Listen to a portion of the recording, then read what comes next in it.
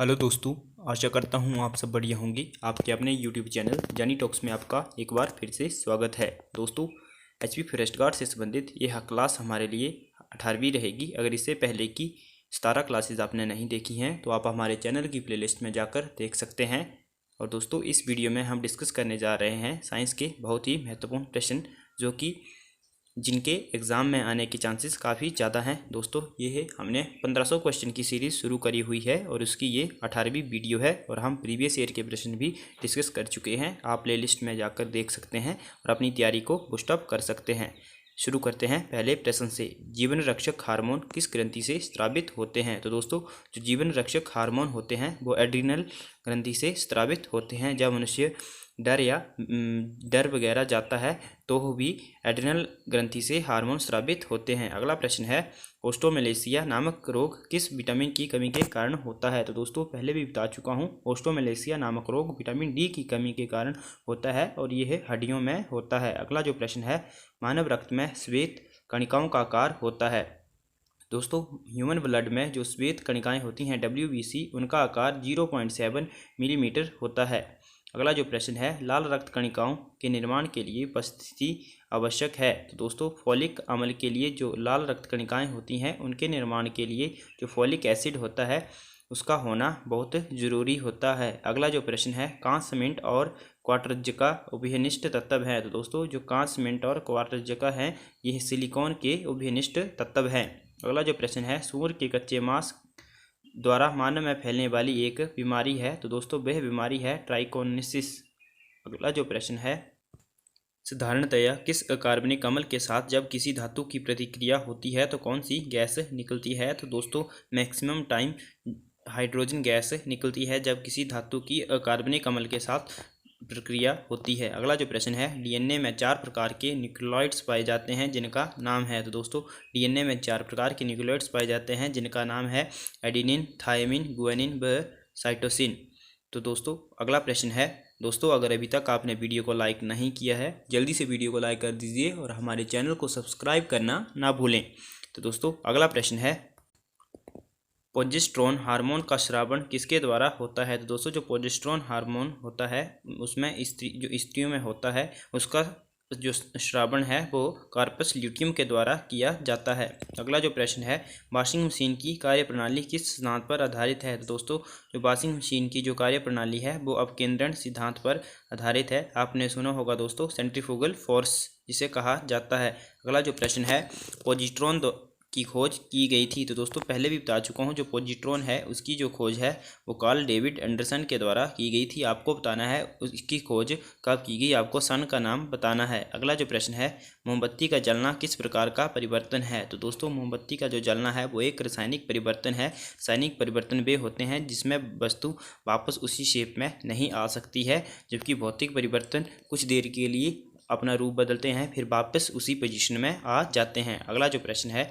विद्युत परिपथ में विद्युत धारा को मापने के लिए जिस यंत्र का प्रयोग किया जाता है? तो दोस्तों, विद्युत परिपथ में विद्युत धारा को मापने के लिए गैल्वेनोमीटर का प्रयोग किया जाता है। आपने नाम सुना होगा। अगला जो प्रश्न है, सीमेंट एक बहुत उपयोगी पदार्थ है, इमारतें, पुल, सुरंग आदि बनाने में इसका प्रयोग होता है। ये होता है कैल्शियम एल्यूमिनेट तथा कैल्शियम सिलिकेट का मिश्रण होता है। तो दोस्तों, सीमेंट जो है वो कैल्शियम एल्यूमिनेट तथा कैल्शियम सिलिकेट का मिश्रण होता है। अगला प्रश्न है, क्लोरोफॉर्म की सर्वप्रथम खोज 1831 में लिविंग ने की थी। इसका उपयोग शल्य चिकित्सा में बहुत अधिक होता है। इसका रासायनिक नाम है? दोस्तों, क्लोरोफॉर्म का आपने नाम सुना होगा। इसका जो रासायनिक नाम होता है ट्राइक्लोरोमीथेन होता है, CHCl3 क्लोरोफॉर्म। जब आपने पुरानी फिल्मों में देखा होगा कि कपड़े पे लगा के और मुंह में रख देते हैं और उससे बंदा जो है वो बेहोश हो जाता था, जो फिल्मों में दिखाया जाता है वो क्लोरोफॉर्म ही होता है। अगला जो प्रश्न है, लाल चींटियों, शहद की मक्खियों, बरों तथा बिच्छू आदि में पाया जाने वाला एसिड जिसके कारण इनके काटने पर खुजली या दर्द होता है क्या कहलाता है? तो दोस्तों, आपने पढ़ा होगा 9th क्लास में, चींटी के डंक में फॉर्मिक एसिड पाया जाता है जिसका फॉर्मूला HCOOH होता है। अगला जो प्रश्न है, मतदान के समय मतदाताओं की उंगली पर एक विशेष प्रकार के स्याही का प्रयोग किया जाता है जिसका निशान काफ़ी समय तक बना रहता है। इस स्याही में किस रसायन का प्रयोग किया जाता है? तो दोस्तों, जो स्याही होती है उसमें सिल्वर नाइट्रेट का प्रयोग किया जाता है। जो इलेक्शन के टाइम में उंगलियों पर लगाई जाती है उसमें सिल्वर नाइट्रेट होता है। अगला जो प्रश्न है, स्क्वाड्रन लीडर राकेश शर्मा को अंतरिक्ष में भेजकर भारत विश्व में किस क्रमांक का ऐसा देश बना जिसने अंतरिक्ष यात्री अंतरिक्ष में भेजे हैं? तो दोस्तों जो भारत था उस समय 14वां देश बना था। ये 1984 की बात है। अगला जो प्रश्न है, अंटार्कटिका में भारत ने अपना प्रथम वैज्ञानिक केंद्र दक्षिण गंगोत्री किस वर्ष स्थापित किया? तो दोस्तों ये भी 1984 में स्थापित किया था, दक्षिण गंगोत्री नाम से। अगला जो प्रश्न है, किन जीवाणुओं को साइनोबैक्टीरिया के नाम से जाना जाता है? तो दोस्तों जो नीले हरे शैवाल होते हैं एल्गी, उनको साइनोबैक्टीरिया के नाम से जाना जाता है। अगला जो प्रश्न है, डीएनए का डबल हेलिकल मॉडल किसने प्रस्तुत किया? ये बता चुका हूँ मैं, वाटसन और क्रिक ने। अगला जो प्रश्न है, धनुष्टंकार नामक बीमारी से बचाव के लिए कौन सा इंजेक्शन लगाया जाता है? तो दोस्तों जो धनुष्टंकार नामक बीमारी है उससे बचाव के लिए ATS इंजेक्शन का प्रयोग किया जाता है, एंटीटॉक्सिन सीरम। अगला जो प्रश्न है, नाभिकीय विकिरण से शरीर का कौन सा अंग सबसे पहले प्रभावित होता है? तो दोस्तों नाभिकीय विकिरण से शरीर का जो सबसे पहले अंग है वो अस्थिमज्जा प्रभावित होता है। अगला जो प्रश्न है, बिजली की घंटी में विद्युत धारा के किस प्रभाव का प्रयोग किया जाता है? तो दोस्तों बिजली की घंटी में विद्युत धारा के चुंबकीय प्रभाव यानी कि मैग्नेटिक इफेक्ट का प्रयोग किया जाता है। अगला जो प्रश्न है, प्रोटीन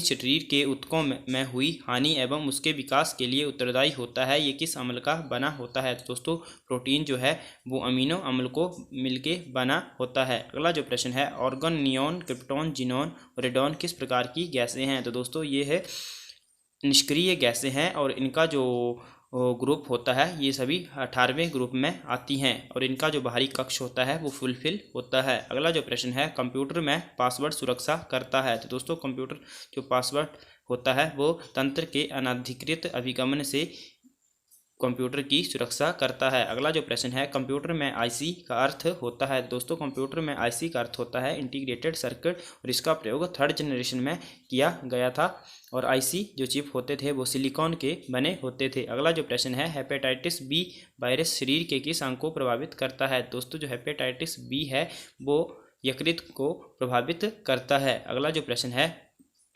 स्पॉन्डिलाइटिस बीमारी प्रभावित करती है? तो दोस्तों जो स्पॉन्डिलाइटिस बीमारी है, स्पॉन्डिलाइटिस यहाँ पे स्पॉन्डिलाइटिस होगा, स्पॉन्डिलाइटिस जो बीमारी है वह मेरुदंड को प्रभावित करती है, जो हमारा पीठ का पीछे का भाग होता है।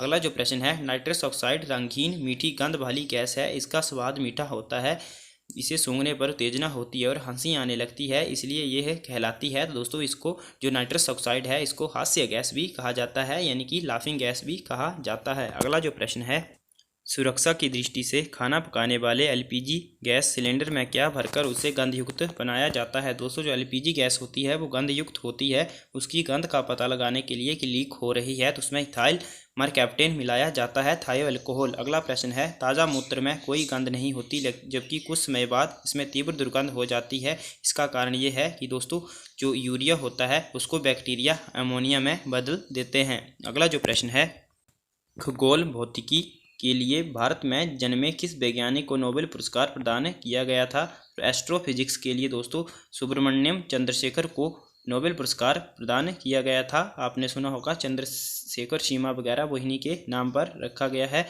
अगला जो प्रश्न है, उत्तेजित भीड़ को तितर बितर करने में पुलिस द्वारा प्रयोग की जाने वाली अश्रु गैस क्या होती है? तो दोस्तों उस अश्रु गैस होती है वो अमोनिया होती है। अगला जो प्रश्न है, कंप्यूटर शब्द कोश में CD अक्षरों का प्रयोग किसके लिए किया जाता है? तो दोस्तों CD की जो फुल फॉर्म होती है वो होती है कम्पैक्ट डिस्क। अगला जो प्रश्न है, शरीर में जल के नियंत्रण की क्रिया ऑस्मो रेगुलेशन कहलाती है, इस क्रिया को कौन सा अंग करता है कहलाता है? नहीं दोस्तों कौन सा अंग करता है? तो इसका आंसर ब्रिक होगा, किडनी। अगला जो प्रश्न है, शीतल पेयों, अचार एवं मुरब्बों के परीक्षण के लिए किस रसायन का उपयोग किया जाता है? तो दोस्तों इनका जो इनको मतलब टेस्ट करने के लिए जो होते हैं शीतल पेय, अचार वगैरह, इनका परीक्षण करने के लिए सोडियम बेंजोएट का प्रयोग किया जाता है। अगला जो प्रश्न है, चट्टानों की आयु ज्ञात करने के लिए रेडियोस्क्रिय आयु मापन में किस समस्थानिक का प्रयोग किया जाता है? तो दोस्तों पहले भी बता चुका हूँ, यूरेनियम का प्रयोग किया जाता है, यूरेनियम डेटम विधि। अगला जो प्रश्न है, डॉक्टर होमी जहांगीर भाभा का नाम विज्ञान के किस क्षेत्र से जुड़ा है? तो दोस्तों उनका नाम परमाणु विज्ञान से जुड़ा है। तो दोस्तों thanks for watching, God bless you all.